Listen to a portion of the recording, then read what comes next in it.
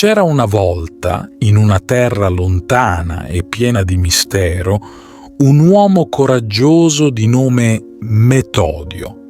Nato in Sicilia, crebbe con un'educazione straordinaria a Siracusa.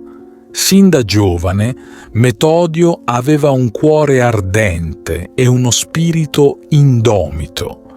Desiderava trovare il suo posto a Costantinopoli, la grande città, ma il suo destino aveva in serbo qualcosa di molto diverso.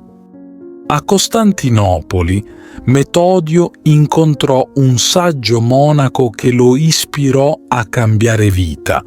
Entrò nel monastero di Chenolacco, dove trovò pace e una nuova missione. Ma il suo cuore non poteva restare tranquillo. Fondò un monastero sull'isola di Chio, nel mare Egeo, un luogo di serenità e riflessione. La sua fama di uomo santo e saggio si diffuse rapidamente e ben presto il patriarca Niceforo lo chiamò a Costantinopoli. In quegli anni il mondo cristiano era in subbuglio. L'imperatore Leone Isaurico aveva scatenato una guerra contro le immagini sacre, distruggendo icone e reliquie. Metodio sapeva che doveva fare qualcosa. Non poteva restare in silenzio mentre la fede veniva attaccata. Metodio si oppose coraggiosamente ai nuovi attacchi iconoclasti. Dopo che il patriarca Niceforo fu esiliato, Metodio fu mandato a Roma per informare Papa Pasquale I della situazione. Rimase a Roma fino alla morte di Leone. Il Papa scrisse una lettera al nuovo imperatore Michele il Balbuziente, chiedendo di reinsediare Metodio. Tornato a Costantinopoli, fu accolto con sospetto e presto imprigionato. Le condizioni della sua prigionia erano terribili. Fu rinchiuso in una grotta o in una tomba, con 2 compagni accusati di furto.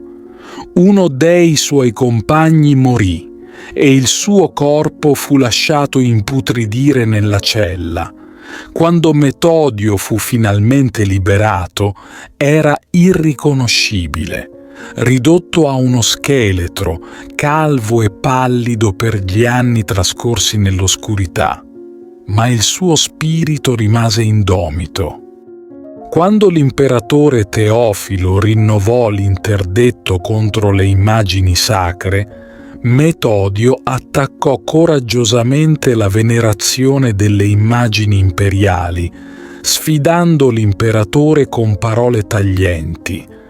Se un'immagine è così indegna ai tuoi occhi, come mai tu che condanni la venerazione delle immagini di Cristo allo stesso tempo non condanni quella tributata alle raffigurazioni di te stesso?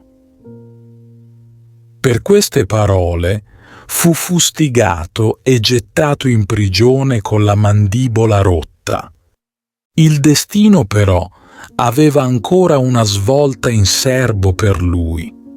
Teofilo morì e il potere passò nelle mani dell'imperatrice Teodora, che cambiò la politica della corte a favore delle immagini sacre.